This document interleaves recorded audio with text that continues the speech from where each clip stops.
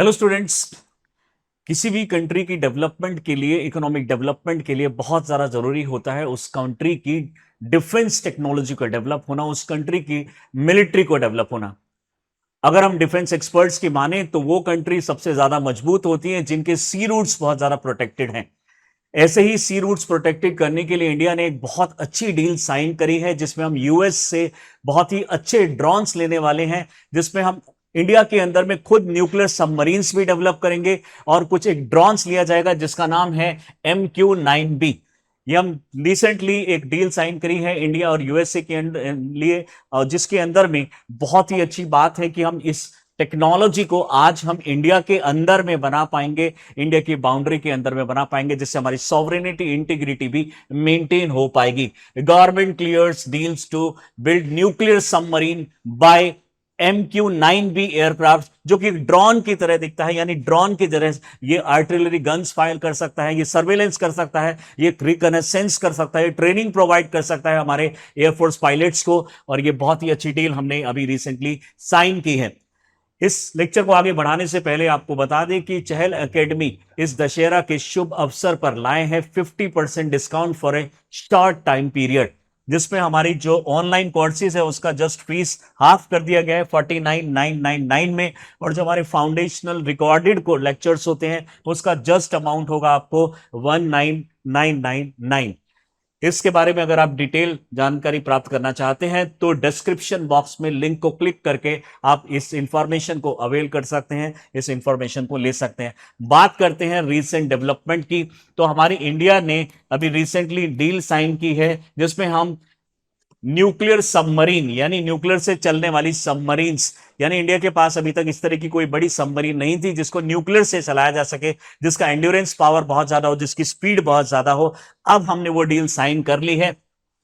साथ ही में MQ-9B aircraft हम लेने वाले हैं और प्रीडेटर ड्रोन्स भी लेने वाले हैं, जिससे हमारी नेवी, जो हमारा जो नेवल बेस है वो बहुत ज्यादा स्ट्रांग होगा। The navy will getting the nuclear power attack submarine and significantly enhancing it might be in the Indian oceans. Definitely Indian oceans को प्रोटेक्ट करना इंडिया के लिए बहुत ज्यादा जरूरी है। 7516 किलोमीटर लॉन्ग जो हमारी कोस्टल बाउंड्री है उसके अंदर में प्रोटेक्शन हमें बहुत सारे सबमरीन से प्रोवाइड की जाती है। बहुत सारे हमारे जो प्रेडेटर्स हैं, बहुत सारे ऐसे हमारे पास शिप्स हैं जैसे Visakhapatnam class destroyer, Kolkata class destroyer, project 17B, project 70B, इस तरह के बहुत सारे प्रोजेक्ट्स लाए हैं जिसके अंदर में हमने एयरक्राफ्ट्स बनाए हैं अपने सी कोस्ट को प्रोटेक्ट करने के लिए, हमारे अपने कोस्ट को प्रोटेक्ट करने के लिए। डेफिनेटली नेवी के अंदर में नेवल बेस को सेटअप करने के लिए एक बहुत बड़ी डेवलपमेंट है। बात करें कि रिसेंटली सीसीएस ने भी इसको फाइनलाइज कर दिया है। Cabinet committee on security has cleared major defence deal to build nuclear submarine indigenously, यानी इस न्यूक्लियर सबमरीन को हम इंडिजीनियसली डेवलप करेंगे जो न्यूक्लियर पे बेस्ड होगी। न्यूक्लियर से मिसाइल छोड़ी जा सकती हैं और न्यूक्लियर फ्यूल यूज करके वो हमारी मिसाइल जो सबमरीन है वो चलेगी। प्लस में हमने 31 MQ-9B जो हमारे ड्रोन कम एयरक्राफ्ट्स हैं उसको भी लेने वाले हैं, यूएवीज, अनमैन्ड एरियल व्हीकल्स। तो CCS also cleared the acquisition of 30 predator drones भी हम इसमें ले रहे हैं, जो कि यूएस बेस्ड जनरल एटॉमिक के अंदर में इसको लिया जा रहा है।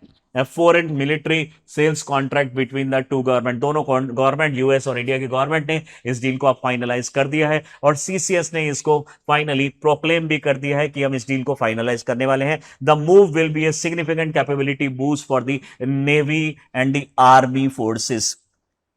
इस तरह की कुछ एक सबमरीन्स होती हैं, ये सबमरीन्स जो है ये ऊपर की तरफ में जब ये रहती हैं एक शिप की तरह भी काम कर सकती हैं। इसके ऊपर से हम मिसाइल्स लॉन्च कर सकते हैं, और अगर ये सपोज कीजिए पानी के अंदर में रहती हैं तो टॉर्पीडोस इससे लॉन्च किए जा सकते हैं। डेफिनेटली जो ये अभी डील साइन की है इसमें न्यूक्लियर कैपेबल टॉर्पीडोस और न्यूक्लियर जो फ्यूल्स को यूज किया कर पाएगा इंडिया अभी रिसेंटली डेवलपमेंट के बाद।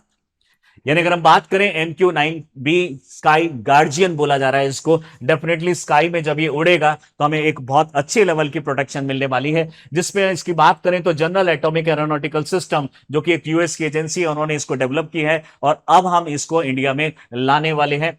हाई एल्टीट्यूड है, डेफिनेटली इसको हम 30 यानी 40,000 फीट की हाइट तक इसको ले जा सकते हैं।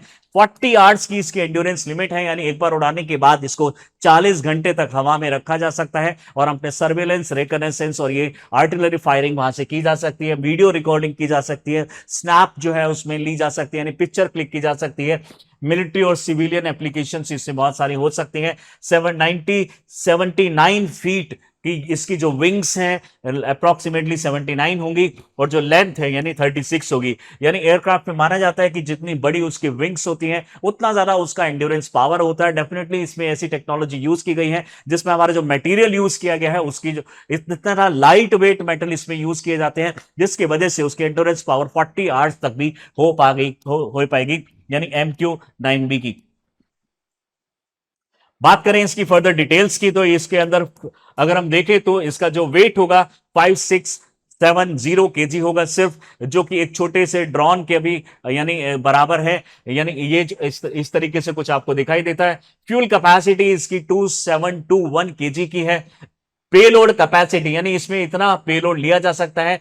9 हार्ड पॉइंट्स इसके अंदर में लगे हैं। हार्ड पॉइंट्स का मतलब होता है कि इसके अंदर में जो स्पेशल टेक्नोलॉजी जिस डायरेक्शन में लॉन्च करने के लिए, अलग अलग डायरेक्शन में लॉन्च करने के लिए हार्ड पॉइंट यूज किए जाते हैं। सॉरी, 8 विंग्स इसमें यूज की जाएगी और एक 1 सेंटर लाइन है और टोटल इसका पेलोड होगा 2177 केजी। यानी इतना बड़ा वॉरहेड हम ले जा सकते हैं इस ड्रोन के थ्रू। जरूरी नहीं है कि इसके अंदर में वॉरहेड ले जाया जाके, बट इसके साथ कुछ भी चीज ऐसी मटेरियल जिसका वेट 2177 के अंदर में आता है उसको हम इसके थ्रू लॉन्च किया जा सकता है। 2 पायलट हो सकते हैं इसमें। कंट्रोल सिस्टम लगाया हुआ है इसके अंदर में, कंट्रोल स्टेशन है इसके साथ में। ह्यूमैनिटेरियन असिस्टेंस प्रोवाइड कर सकता है, यानी अगर इनकेस किसी माउंटेनियस रीजन में या फिर किसी ऐसे रीजन में जहां पे फ्लड आ चुका है, एवलांच आ चुका है, कहीं कुछ प्रॉब्लम आ चुकी है, वहां पे हम असिस्टेंस प्रोवाइड कर सकते हैं मिलिट्री के द्वारा। सर्च एंड रेस्क्यू प्रोग्राम, जो हमारे प्रोग्राम्स होते हैं डिजास्टर मैनेजमेंट के अंडर में, वो प्रोग्राम सक्सेसफुली किए जा सकते हैं। लॉ एनफोर्समेंट इसमें की जा सकती है, बॉर्डर एनफोर्समेंट इसमें किया जा सकता है, डिफेंस काउंटर जो एयर स्ट्राइक्स होती हैं उसको भी किया जा सकता है, यानी सामने से अगर कोई अटैक हो रहा है तो उसके अगेंस्ट कोई डिफेंसिव एक्शन हम इसके थ्रू ले सकते हैं। एयरबोर्न अर्ली वार्निंग सिस्टम लगा हुआ है, यानी रडार सिस्टम, जो एक्टिव रडार सिस्टम होता है। एक्टिव रडार सिस्टम में हमारी जो व्हीकल्स होते हैं उसके साथ में हमारा डिफेंस सिस्टम या फिर रडार सिस्टम लगा होता है। बिल्कुल ऐसा ही एक्टिव रडार सिस्टम इसके अंदर भी लगा हुआ है, जिसके अंदर में अगर ग्राउंड बेस्ड सिस्टम को कोई डिस्ट्रॉय भी कर देता है तो ये कैपेबल है कि अपनी इंफॉर्मेशन को खुद कलेक्ट कर लेगा without any dependence on the satellite और द ग्राउंड बेस्ड सिस्टम। इसको हम बोलते हैं airborne early warning system. Missions की अगर हम बात करें, इलेक्ट्रॉनिक वॉरफेयर इसमें यूज किया जा सकता है। एंटी सरफेस वॉरफेयर को अगेंस्ट ये काम कर सकता है। एंटी सबमरीन काम कर सकता है। एयरबोर्न माइन कंट्रोल मेजर्स कर सकते हैं, यानी माइन को अगर आपको अटैक करना है, लॉन्ग रेंज स्ट्रेटेजी का करना है तो डेफिनेटली उसमें भी। और ओवर द होरिजोन टारगेटिंग, यानी किसी सरफेस के ऊपर हमें कोई टारगेट करना है तो उसको भी ये वहीं पे हिट कर सकता है। एयर टू एयर एंगेजमेंट में उसको डिस्ट्रॉय भी कर सकता है। वेपन्स की अगर इसमें बात करें तो anti ship missiles, anti tank missile और लेजर गाइडेड बॉम्ब्स इसमें लगाए जा चुके हैं। इसके अंदर फ्यूचर में बोला जा रहा है कि क्लस्टर बॉम्ब्स, यानी एक के बाद एक इससे बॉम्ब्स भी लॉन्च किए जा सकते हैं। डेफिनेटली ये अपने आप में एक पूरा एयरक्राफ्ट है, बस ये एक यूएवी है, यानी अनमैन्ड एरियल व्हीकल है, जिसके अंदर में कोई पर्सन यहां पे बैठा नहीं होगा। ग्राउंड बेस्ड स्टेशन से इसको चलाया जा सकता है, प्लस में सेल्फ ड्रिवन भी है। इसके ऊपर ये जो सिस्टम लगा हुआ देख रहे हैं आपको, ये सिस्टम है एयरबोर्न अर्ली वार्निंग सिस्टम। एक रडार सिस्टम होता है जो कि इजराइल के पास सबसे बेस्ट माना जाता था, ब्राजील के पास बहुत बेस्ट माना जाता। आज हमारे पास ये खुद टेक्नोलॉजी होगी जो कि हम यूएस से ले रहे हैं। बात करें इसकी फर्दर हेल की, अगर हेल की इसकी अगर हम बात करें, यानी हाई एल्टीट्यूड लॉन्ग एंड्योरेंस, यानी कितने टाइम तक ये उड़ सकता है और कितनी हाइट तक उड़ सकता है, जो कि अभी मैंने बताया आपको कि ये कुछ फीट तक हाइट तक, यानी 40,000 फीट तक इजीली मूव कर सकता है। और इसके अंदर में 40 आवर्स की इसकी एंड्योरेंस लिमिट है। 79 मीटर जो है इसकी फीट, वो इसकी जो विंग्स है, और ये 39 फीट के आसपास में इसकी लेंथ है। यानी 40 आवर्स का एंड्योरेंस के साथ ये बहुत ही ज्यादा टाइम के लिए हवा में रह सकता है और अपने ऑपरेशन को कर सकता है। एप्लीकेशन, डेफिनेटली इसमें एप्लीकेशंस बहुत ज्यादा हैं। नेवल पूरा इसके ऊपर बेस्ड हो सकता है। मैरीटाइम पेट्रोलिंग इसमें की जा सकती है, जो स्मगलिंग होती है और जो हमारे जो पायरेट्स होते हैं, तो एंटी पायरेसी ऑपरेशंस में जहां पे हम धनुष जैसी मिसाइल्स को यूज करते हैं under the white shipping agreement, उसी तरीके से वाइट शिपिंग एग्रीमेंट के अंदर में हम अगर कोई हमारे एरिया में एंटर करता है तो हम धनुष की जगह हम यहाँ पे इस टाइम पे इस ड्रोन से भी एक्शन ले सकते हैं। इंटेलिजेंस गैदरिंग है इसके अंदर में, यानी एक तरीके से आप बोल सकते हैं आर्टिफिशियल इंटेलिजेंस भी इसमें यूज किया जाएगा और ये पता लगाएगा कि ये जो सामने मूव करने वाला ऑब्जेक्ट है, ये लिविंग ऑब्जेक्ट है या फिर इसके पास कौन कौन से वेपन्स हो सकते हैं, जो ये अटैक करने वाला है इसके पास कितनी आर्टिलरी है, इसके बारे में इंफॉर्मेशन दे सकता है। सपोर्टिंग नेवल फ्लीट ऑपरेशन जितने भी होते हैं डेफिनेटली उसमें ये फायदा करेगा। अगर हम बात करें सर्च एंड रेस्क्यू ऑपरेशन में, एनवायरमेंट मॉनिटरिंग, डेफिनेटली जो एनवायरमेंट बढ़ते पॉल्यूशन है उसमें पॉल्यूशन की वजह से जो एयर डेंसिटी बढ़ जाती है, उस एयर डेंसिटी को भी ये मेजर करके ये बता सकता है कि इस टाइम पे हमारे एयर में कौन से पार्टिकल है या फिर कौन से पार्टिकुलेट मैटर्स हमारे एयर में घूम रहे हैं। तो पॉल्यूशन कंट्रोल में भी एक बहुत ज्यादा फायदा होने वाला है। बात करें और फर्दर इट्स सिग्निफिकेंस की, तो स्ट्रेंथन दी डिफेंस कैपेबिलिटीज। अगर हम बात करें न्यूक्लियर सबमरीन, ये bolster the countries underwater warfare capability, improving deterrence against the potential threat। Definitely अगर कोई कंट्री का व्हीकल या फिर सबमरीन्स इंडिया की तरफ बढ़ता है तो हम उसको यानी अगर हम बात करें तो सबमरीन्स के थ्रू भी हम इसको डायरेक्टली अटैक कर सकते हैं। इंटेलिजेंस और सर्वेलेंस इसमें कैपेबल है। MQ-9B एयरक्राफ्ट जो कि ड्रोन जैसा है। दूसरी हम बात करें तो सेल्फ रिलायंट करता है हमें सेल्फ डिफेंस प्रोडक्शन के अंदर में, यानी अगर हम डिफेंस प्रोडक्शन की बात करें तो पिछले साल से हमारा 70% जो डिफेंस प्रोडक्शन है वो हमारा बढ़ गया है। ओवरऑल डेफिनेटली हमारा जो डिफेंस जो टॉप 25 की लिस्ट है उससे इंडिया बाहर जा चुका है, लेकिन इस तरह के प्रोग्राम्स हमें वापस से 25 जो टॉप प्रोड्यूसर्स और एक्सपोर्टर की लिस्ट है उसमें इंडिया को फिर दोबारा से एनरोल किया जा सकता है। मेक इन इंडिया प्रोग्राम को बूस्टअप किया जा सकता है। डेफिनेटली ये सारी चीजें अगर हम बाहर से भी लेकर आएंगे लेकिन इंडिया में अगर डेवलप होगी तो डेवलपमेंट इंडिया में डेवलप होगी, होने के बाद इसकी जीडीपी भी बढ़ेगी, हमारे अंडर में जो इंडिया के अंदर में एम्प्लॉयमेंट भी बढ़ेगा, सॉवरेनिटी बढ़ती है, नेशनल सिक्योरिटी बढ़ती है, प्लस में कोई थ्रेट भी नहीं रहेगा। रिसेंटली आपने जो ईरान इजराइल के अंदर में पेजर अटैक देखे, मोबाइल अटैक देखे, उस अटैक के अंदर में जो देखा जा रहा है कि कोई एक छोटी सी चिप एक्चुअली में इन लोगों ने पहले से ही छुपा दी थी। जो डील आज से 2 साल पहले हुई थी जहां पे पेजर खरीदे गए थे, उस पेजर के अंदर में छोटी चिप पहले से ही लगा दी गई थी, यानी उनका प्लान 2 साल पहले था कि हम फ्यूचर में जाके इस तरह का अटैक करने वाले हैं, और फाइनली वो अटैक हुआ और उस चिप की वजह से वहां पे बॉम्ब ब्लास्ट हुआ, वहां पे पेजर अटैक हुआ। इस तरह की जो प्रॉब्लम्स हैं, जो चीज हम बाहर से जब कोई भी चीज इंपोर्ट करते हैं उसमें होती है, तो definitely make in India programme के अंदर अगर हम इसको इंडिया के अंदर में बनाएंगे तो नेशनल सिक्योरिटी हमारी कॉम्प्रोमाइज नहीं होगी।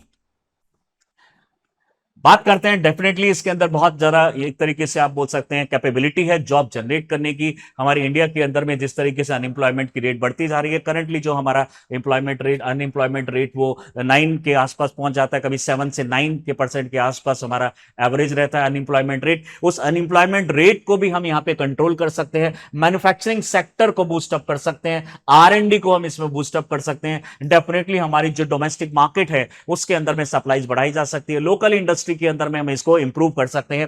ऑपरेशनल फ्लेक्सिबिलिटी की अगर हम बात करें, लॉन्ग रेंज ऑपरेशंस ये कर सकता है with extended endurance. These aircraft can cover vast area without the preceding frequent refuelling. Definitely एक ड्रोन के साथ सबसे बड़ी प्रॉब्लम होती है कि जो हमारे पास अभी तक जो ड्रोन थे उसके 4 से 5 घंटे की यानी आवर्स की एंड्योरेंस लिमिट होती है, उसके बाद हमें उसको वापस से रिकवर करना पड़ता है, इधर बाय दी जो हमारे पैराशूट्स होते हैं या तो उससे किया जाता है या फिर लैंड बेस्ड होता है। लेकिन इसके अंदर में 40 घंटे तक यानी लगभग 2 दिन तक हम लगातार हम सर्वेलेंस और रिकनेसेंस कर सकते हैं किसी पर्टिकुलर एरिया का, तो हमें बार बार लॉन्च नहीं करना पड़ेगा, जिसकी वजह से हमारे जो नंबर ऑफ व्हीकल्स या फिर नंबर ऑफ ड्रोन्स जो रिक्वायर्ड होंगे वो भी कम ही होंगे। इसी से रिलेटेड एक क्वेश्चन हम लोग आपके लिए लाए हैं। Discuss the strategic implication of the Indian government decision to clear major defense deals for the indigenous production of nuclear submarines and acquisition of MQ-9B remotely piloted aircraft. How do these initiatives contribute to India's national security and self-reliance in the defense? What challenge might India face in the implementation of these projects? आप इस question को एक बार घर पे attempt कीजिएगा और देखिएगा कि आप इसमें कितने मार्क्स लाते हैं। 250 वर्ड्स में इसको एक बार ट्राई कीजिएगा। इस तरह के टॉपिक यूपीएससी बार बार पूछता आया है। जब भी हम कोई डील करते हैं किसी कंट्री के साथ, उससे रिलेटेड, हमारी सिक्योरिटी से रिलेटेड, एनर्जी से रिलेटेड हमारे क्वेश्चन पास में आते रहे हैं। आपको ये लेक्चर कैसा लगा हमारे चैट बॉक्स में इसको बताइएगा। Thank you.